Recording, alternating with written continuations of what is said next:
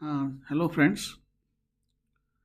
Actually क्या है कि केमिस्ट्री की भाषा में अगर हम पूछते हैं आपसे कि इलेक्ट्रोड क्या है, व्हाट इज इलेक्ट्रोड, तो नॉर्मली तो आप ये समझते हो इलेक्ट्रोड मतलब कि जो सेल होता है और सेल के अंदर जो रॉड पड़ी होती है ना, that rod is called electrode. But अगर आप केमिस्ट्री के भाषा में समझोगे कि what is electrode, what is an electrode, तो you can define like any metallic rod, okay, any metallic rod kept in its own ionic solution। कोई भी मेटल का रॉड जब अपने ही आयन के सॉल्यूशन में रख दिया जाए तो that combination is called electrode. Okay, तो उस कॉम्बिनेशन को हम इलेक्ट्रोड कहेंगे।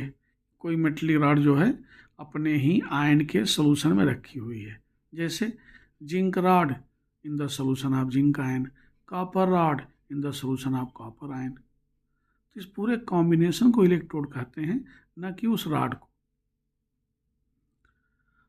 अब आप इलेक्ट्रोड जो है, इलेक्ट्रोड भी दो टाइप के होते हैं। एक तो होता है इनर्ट इलेक्ट्रोड, ओके, और दूसरा होता है आपका एक्टिव इलेक्ट्रोड। अब इनर्ट इलेक्ट्रोड क्या होता है? देखिए, इलेक्ट्रोड्स वास्तव में क्या करते हैं, जो कनेक्टिंग वायर लगे होते हैं इलेक्ट्रोड से सर्किट के बाहर, तो इलेक्ट्रोड के थ्रू उन इलेक्ट्रॉन्स का ट्रांसफर होता है।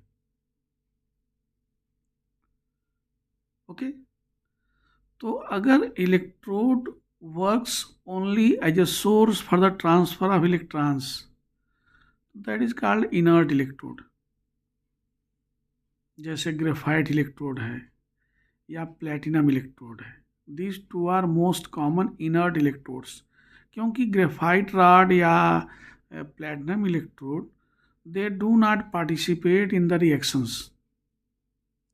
रिएक्शन में जो सेल का रिएक्शन होता है, जो इलेक्ट्रोड का रिएक्शन होता है, तो इलेक्ट्रोड रिएक्शन में खुद पार्टिसिपेट नहीं करते हैं, बट केवल acts as the source for electrons.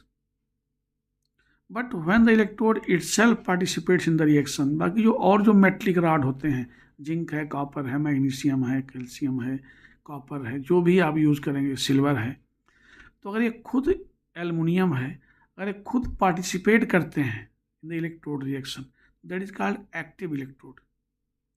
और प्लेटिनम और graphite, these two are called